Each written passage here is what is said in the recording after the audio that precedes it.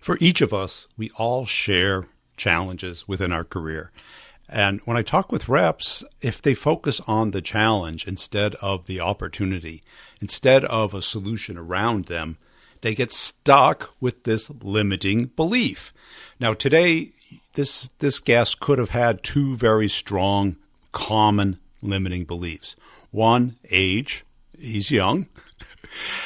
Two is didn't go to college. Now, I've talked a lot about college on LinkedIn because I think if you want to get into sales, especially today, that 4 years getting a degree that is not that applicable and very expensive, I don't know.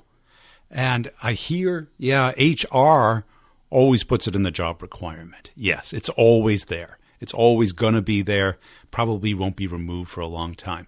But when I talk with sales leaders, and you hear them on the podcast, I ask, not one has said it's a definite must-have. Most are like, yeah, I get it. It'd be great to see that. And they have, and when I do hear the argument, oh, it shows determination. I don't know. 4 years of working full time shows me much more determination to go to school. I see, my friends' kids and go to school and it's like, okay, they go away. Then there's Columbus Day, then there's homecoming, and then there's Thanksgiving, and then all of a sudden it's Christmas and winter break.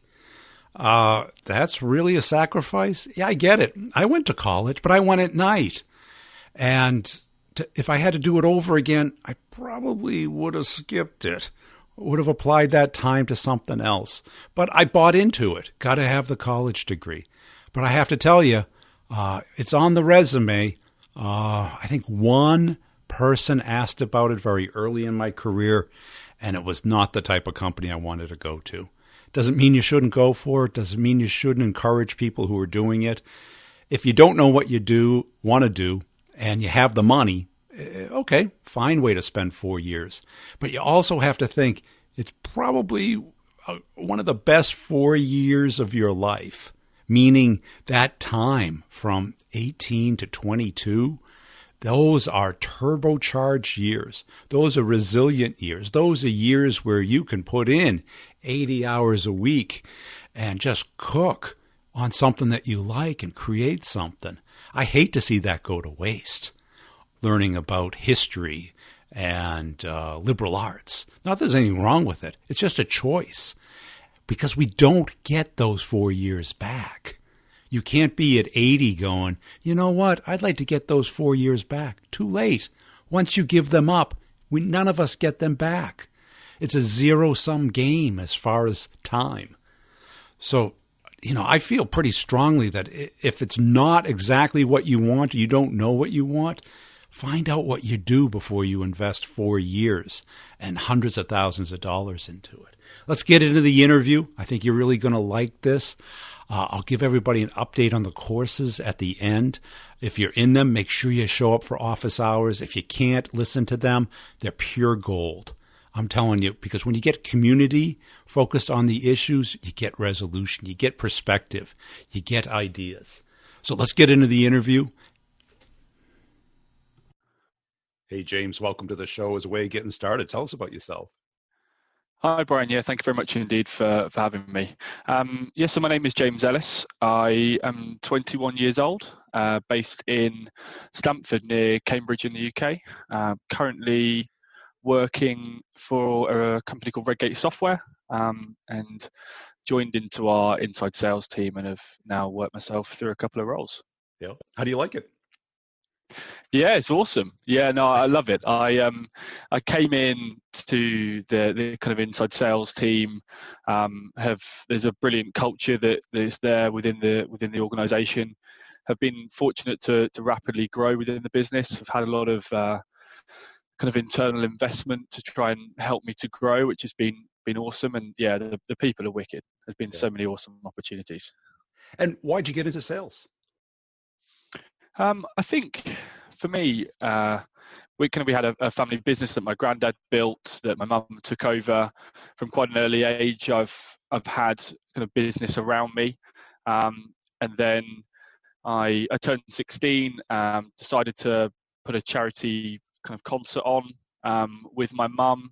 That kind of was ended up being quite successful. We got about 3,000 people there in the end, which was really cool. And I suppose, yeah, you have those little light bulb moments in your life where you kind of look at yourself in the mirror and you go, I don't want to be at school for much longer. What did you like about school? I think it was the structured sitting in a lesson, not really feeling fully engaged and feeling like I was applying myself as much as I could be. It had always been in the back of my mind that I knew that I wanted to get out, start working, start earning, start feeling independent, and start, I suppose, helping people in a business sense rather than learning about things that on a whole aren't always massively relevant when you work through your life. Yeah, that's it. I've done a couple of posts on people skipping college because I think it's kind of an outdated thing for a lot of people. But the classic pushback you get is, but companies won't hire you without a degree. Which, what's your perspective on that? Yeah, I think I have this conversation frequently, as you can imagine. I came straight out of school. Redgate took a big risk on hiring me, but I gave them the one promise that I would work hard in a room full of people, and I feel like that can get you a lot further in life than you're told as a child. I only know the UK system, but there is a strong emphasis on going through the university channel, yep. And that is fantastic for a lot of people, and it's very useful for a lot of professions. But I'm not convinced that as many people need to go through that university channel as they currently do. No, because I didn't go through the traditional. I went at night and worked full time during the day.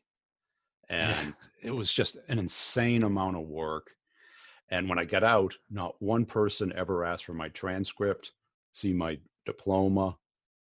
And I kind of felt like it cheated that I went through, it took 5 years.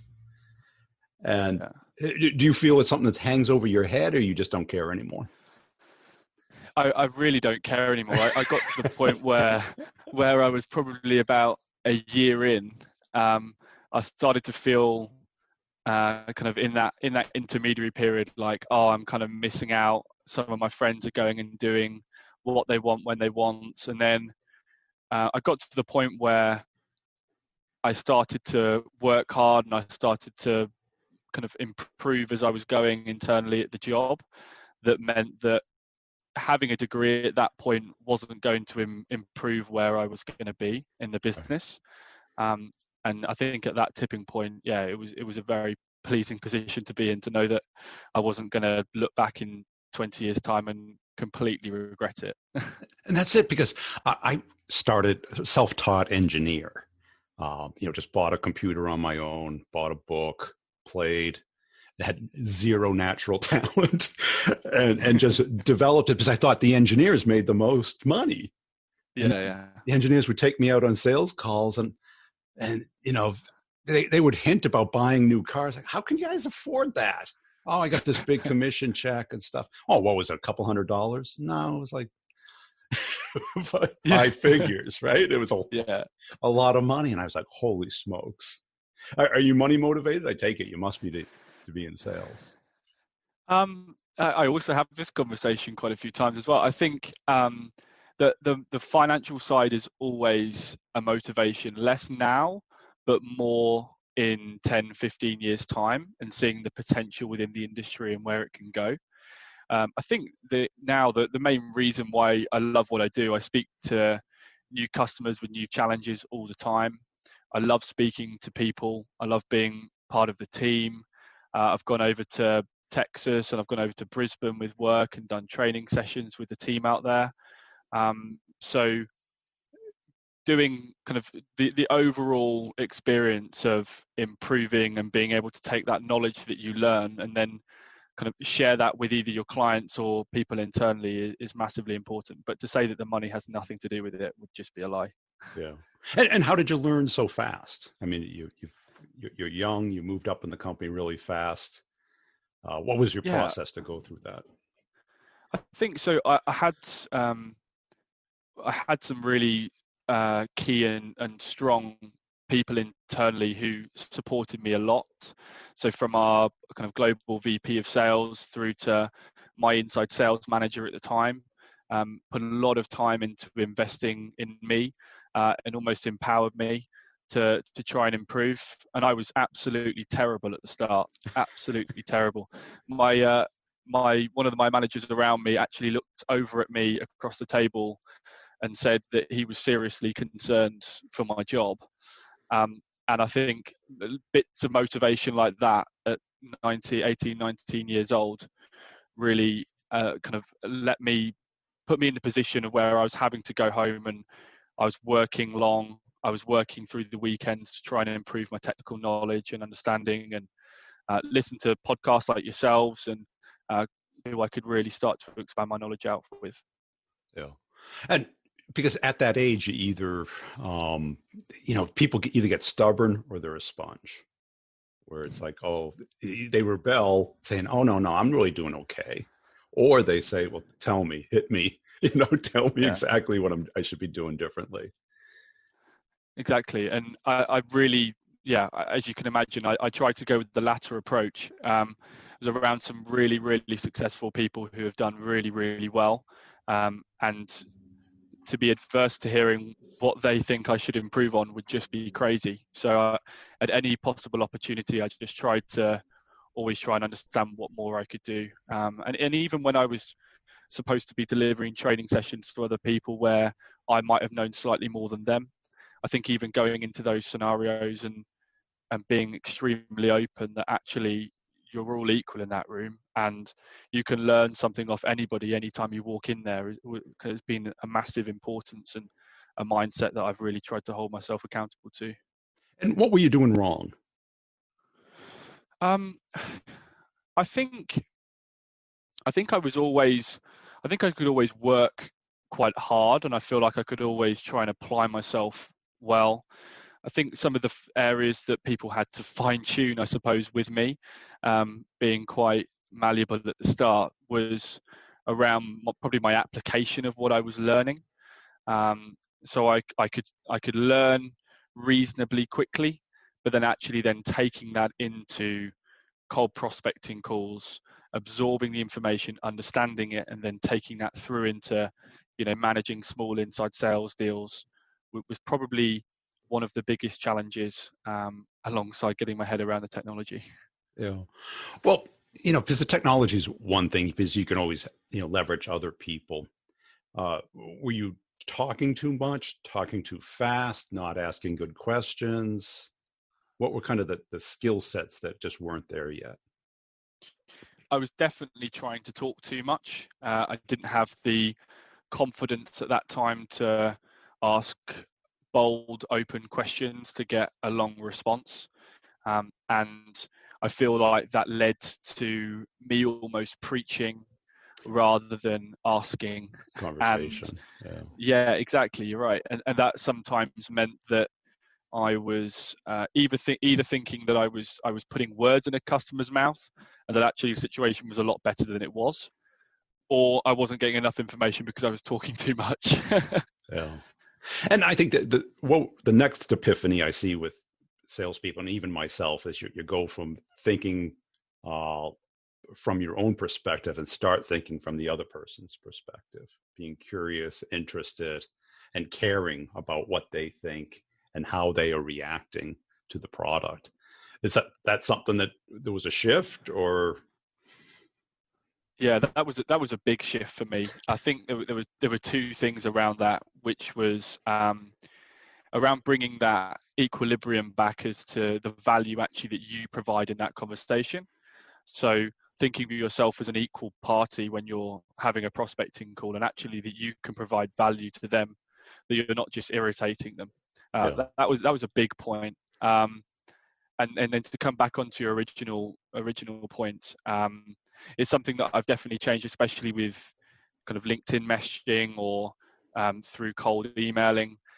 I think it's something that we probably don't do enough, is actually read out what you've written. And if that's something that you would probably say, then it's probably something that you should send. But if it's not, then you probably need to think of how you can word it. Yeah.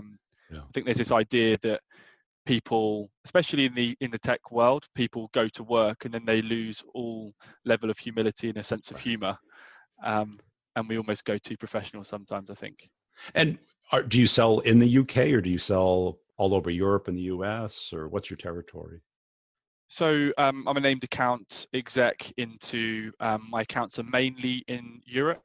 Okay. I've got a few accounts across Israel and an account in Saudi Arabia. But we've then got split teams for the US and for the APAC and DAC regions. And what's the persona that you're trying to communicate with? What's their title?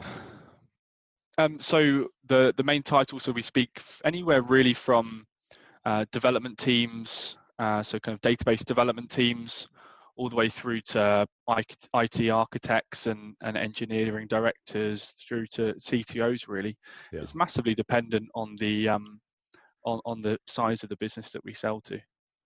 And those are real easy people to get access to, right? Yeah.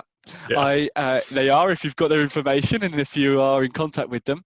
Yeah. No, I think they are great people when you get to know them and when you get to speak to them. I feel sometimes the initial interaction can be quite challenging, and getting some people in those sort of areas to trust you and to trust what you're saying and trust what you're delivering, and actually coming across with real value, to make sure that they are believing what you're saying.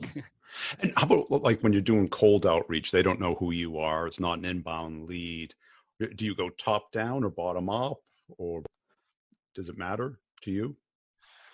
I think it's something that we are working on at the moment. So I personally believe that, especially for our business model, the best way is to try and I'm going to say attack in a non-aggressive manner, but from both sides. So trying to lead with kind of get a development team lead, and also try and get maybe the director of a development unit involved. So you can then try and drum up some interest from both sides of the spectrum. So you can lead with the business initiative approach and the kind of account plan structure of where the relationship is going to go, and then trying to lead with the kind of end user technically focused conversation to the development team, so they can then really start to get their head around what it might actually look like. And how did you convince your manager to give you the AE role? Was that easy? It was definitely a process. Let's say that. That's so polite. It was a big risk, Yeah. for Redgate to take me on initially, and I had no real credibility at all. So I kept on trying to prove myself by saying I will go in and I will work as hard as I need to work, and my metrics will prove that. Unfortunately, what that then meant was people then started to see some of the work I was doing.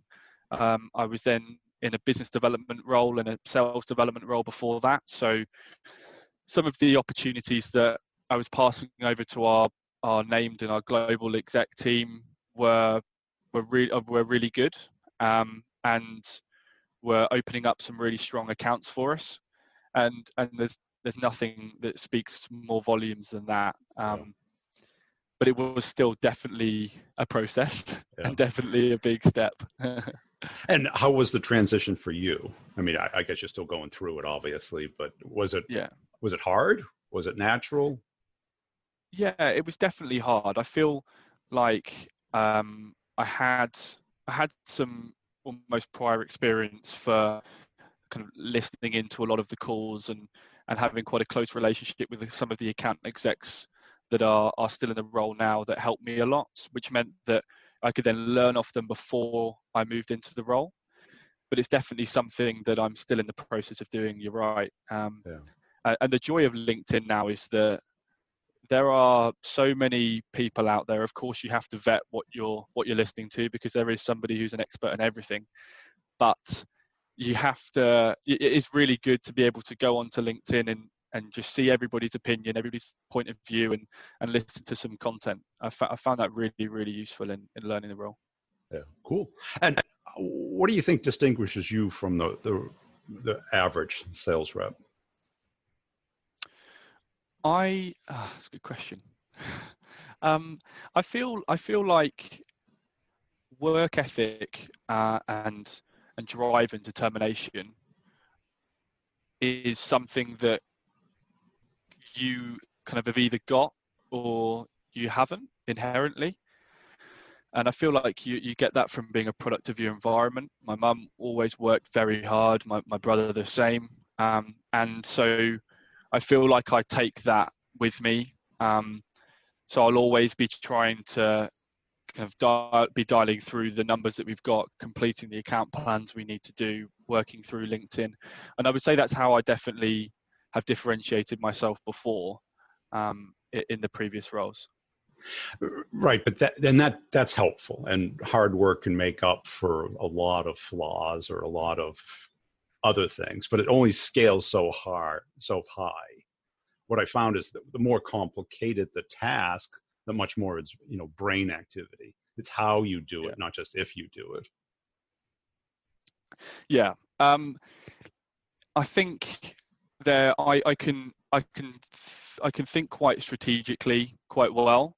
So if I'm needing to try and go into an account, or I'm needing to dig through to find the right contact, and almost build that strategic approach of leveraging different parts of the business, whether that having our development team involved to try and kind of move forward with a deal, or having our pre-sales engineering team there on hand, and then leveraging the contacts and the relationships that I've then built. It then means that I feel like that's an area of why I can be successful. I would say, I don't know whether this differentiates me from anybody else, but something I think I'm probably quite good at is building relationships with people. It's one of the main reasons why I went into sales. So with my accounts, where we have existing relationships, I'd like to feel like we get on quite well, and that then means that I can stick to an expectation that they have for me. And I've found that over the past 6 months, they're doing more than I would expect of them. And what does that mean to you when you say build a relationship? Does it mean it can be very opaque? Yeah. So I think it's as an example of something that a deal that closed last quarter. I built quite a strong relationship with the key contact in play, and that was from the start. So from about January time, and was quite I would say it was quite a close contact initially. Build a lot of credibility around providing some free resources out there that he went off and had a look at, went off and viewed. And as that relationship then blossomed over, I suppose, a 5 or 6 month period, I was then finding that the contact was becoming far more mutually beneficial. The contact was seeing the benefit that we were providing to them. And I was then getting random emails through the evening about things that they were doing at work, and updates that they had gone to their director with and how pleased they were. And then that contact effectively ended up pushing the deal through without me being heavily involved with the procurement process, which was the position I always wanted to be in. And they still speak to me now, which is great. Well, that's it, because that was kind of my secret sauce, was over servicing and helping, what I call the precious few, the people who are most likely to buy. Instead of a lot of reps, what they do is they hold back unless they get something. They're not going to give something, but it really works the other way around. You're not going to get anything unless you give something. Definitely. This client they already were a customer of ours. It was around potentially adding some existing products into their portfolio. So we offered them about, well, I offered them about three hours of our engineers' time to work through what they already have. Then as the pandemic hit, then provided them with an extended trial key whilst they wrote a business case. And then that then meant that we could leverage to get some more information as to what their process looked like moving forward. And it just naturally worked to everyone being extremely happy on all sides, really. And you're exactly right. You can't expect to get all of the information that you need to create a sales plan if you're not willing to give even an inch, because it doesn't make sense in the real world. So why would it make sense in sales? Yeah. And I always get so much pushback from my managers. They'd be like, oh, you should be charging for that, or you should be doing this. And it's like, it'll take 3 weeks to get a PO through for what we can just drive over there and do. Yes. How do you develop your sales skills? What's your process? So we've currently got a new kind of sales enablement function that's happening internally, which is great. So we're currently then now reviewing everyone's kind of sales process and methodology and aligning that really nicely, which we'll pay fruition for, which will be great over the next 6 months. Before that, we had some sales training that happened internally, but it was more led by having internal working groups. We would then review some of the LinkedIn content that I mentioned, which is out there. And I would then kind of go off by myself, maybe read through opportunity plans that some of the key reps had closed one-on opportunities with, and really then trying to dissect what had gone well through those deals and try to then really dig into why has this guy just closed a very large deal, and how can I replicate that? Yeah, really. So, and what drives you? Is it competing? Is it just being better and better? Is it what's behind it? I think I can't really put my finger on what it is. I feel like what really drives me is the ability to just improve all the time. I love jumping up roles, and I loved that process over the past two and a half years at Redgate, knowing that I was improving and knowing I could see the next role that was there, and that I had credibility internally, which meant that I thought I was going to get it, was an amazing experience. And of course, the ability to then see the average deal size that you're closing increase, knowing that then you're adding even further value and it getting more complex, is always then a fantastic challenge, because you know that if you're improving with how your sales execution, then you're most probably improving with what you're earning as well. Well, yeah, and when you see it, and that's what's great about being young, is that the trajectory is pretty steep. Exactly. It kind of slows down a little bit after, just naturally. But you start doing bigger and bigger deals. Are you a competitive guy, or you just? Yeah, definitely. I'm definitely competitive. I played kind of sport throughout school. Played first team rugby, and have been involved in those competitive environments all the time. My mum comes from a very successful sporting background too, so that it's always been in my blood. And yeah, if we have, especially in the sales development or the business development teams, if we had cool competitions, or if we needed to get to a certain op number or kind of pipeline number, I would definitely make sure that I wouldn't lose. Yeah. And did you play team sports? Rugby's a team sport. Any individual sports? Not really, to be honest. Yeah. I was mainly loving the team sport side. I loved the changing rooms before, and kind of being there on the sidelines, kind of when I was on the bench and things, and supporting the team. It was amazing, and that's what I loved about bringing it into the work environment, and having the opportunity of going over to the kind of the States, and going over to Brisbane, and then being able to feel like I was kind of adding value into a team again. It was really cool. Yeah, because that makes you a little bit more well-rounded. Because if you're individual sport, you're competing. You see the guy in the desk next to you is your competition, and in a way it is, but it's really you're on the same team. You know, Exactly. yeah, Yeah. No, you're right. And I think that that is how you can potentially get some hostile environments and salespeople growing into quite internally aggressive people, kind of in their own teams, right? Because everyone next to you is your own competition. When in fact, if you just tried to start learning off how everybody else was working, I say reading those opportunity plans of where someone closed a $500,000 deal, right. and thinking how I can replicate that, rather than thinking that I'm going to be better than them and they're not going to hit target next month. And that's it, because because you can learn sales skills from other people, but when they're selling the same product, there's so many nuances about how to make a deal bigger, how to make it faster, how to tell when you've got a false positive or it's definitely going to Yeah, happen. Because somebody from the outside, they can give you the signals and their experience, but it's not exactly the same. no, exactly. And I think that you have to have some level of kind of individual intellect that you're consistently improving, right? And that's why the sales training and the importance of that is so key.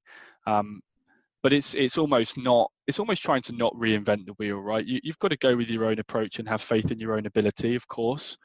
But when somebody is succeeding and a team are doing well, then I'm definitely in the mode of being a sponge and trying to see what you can take from those who are being successful, and apply it into your own environment, rather than coming in with your own pioneering change. Right. Yeah. You trial and error it. And I think Yeah, people who come from performance backgrounds, sports, performing arts, get that in sales because so much of it is counterintuitive. That is much more about exactly. listening than talking. And the only way you learn that is you have a coach, who tells you, okay, don't do this. Even though it feels unnatural, do this because this works. And that, 100%. right. And a lot of people in sales never get that. They stick with over talking, talking faster, having it be about pressure and tricks versus Yeah. a strategy. Now, what motivates you more, winning or hate losing? What a good question. Um, I would say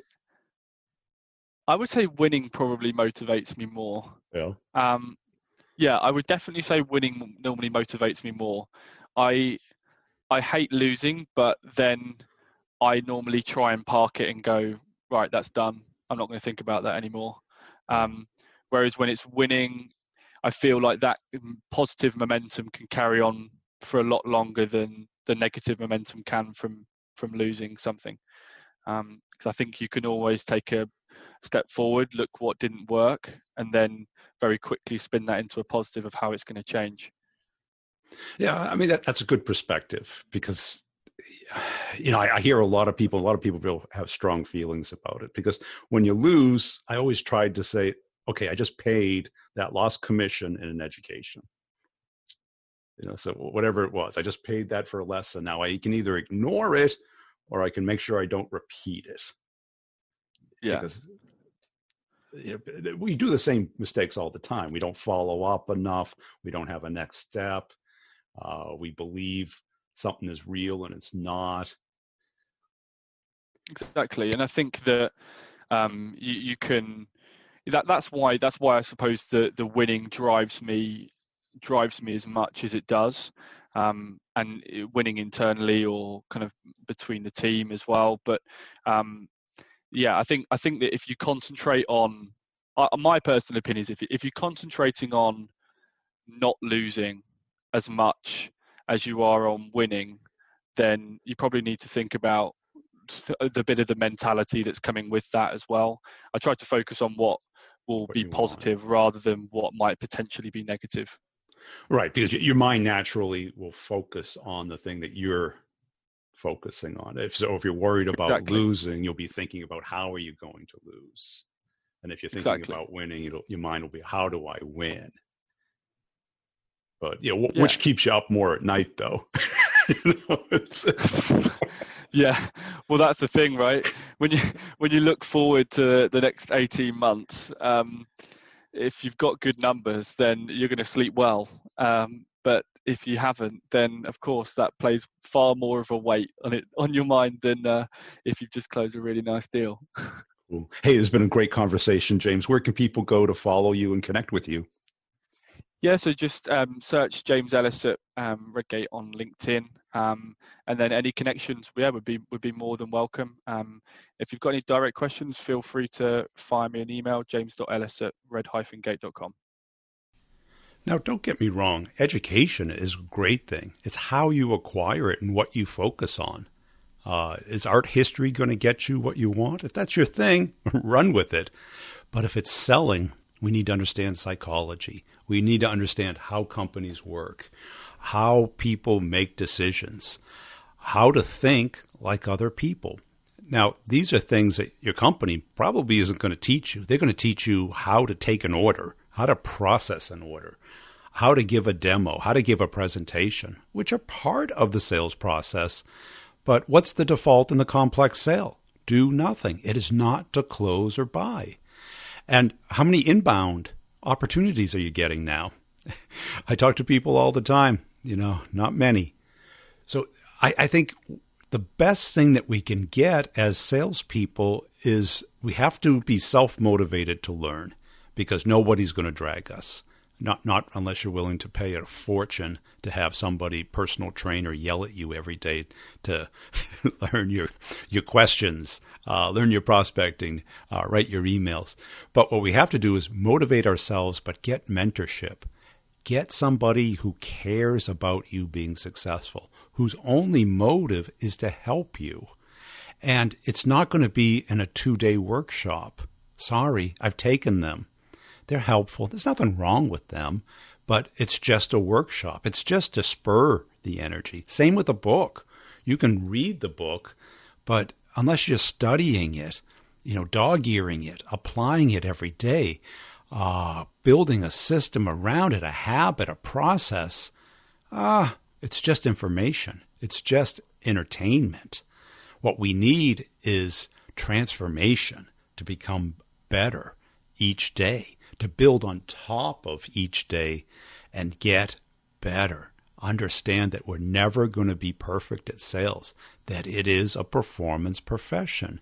Not a performance in the singing and dancing sense of the word, but how well you do it. Not just if you do it. I'm sure you've seen people do the same words, the same cold calling script, really boring and monotone. And you've seen other people too excited, too ambitious, too pushy, too fast. Right. So that when you communicate with another person, there's so many different elements. And how do you get better? You hear how other people do it. You get feedback on how you're doing it. You get to ask questions, talk it through. Realize that you're not alone, that there's a lot of people out there that want to get better at this profession we call sales, and the rewards are there. So go to b2brevenue.com. You get a free ebook there, so reason enough to go there. Check out the courses, and don't think of them as courses. Think of them as an investment in yourself for 1 year to become really good at the 2 elements of selling: starting conversations and getting meetings, and closing the complex sale. If you got those 2 things, there's no stopping you. That's it. Hey, if you see my stuff on LinkedIn, please give it a thumbs up, a little like, a little comment, a share. I'd appreciate it. Tell one person this week about the podcast. That's all. That's all I ask for. You don't have to write a review or anything, unless you want to. Also, I got 2 other podcasts that you want to check out. B2B Revenue Leadership, if you're a manager or you're interested in leadership issues, or The Sales Questions, Brutally Honest Answers, if you're looking for a short form Q&A type approach. They're about 8 minutes each, and it's basically answering the questions that I get on LinkedIn. Follow me on LinkedIn. I'm running out of connections. The follow the company page on LinkedIn for funny videos and updates. We'll see you all next time. Thanks for listening.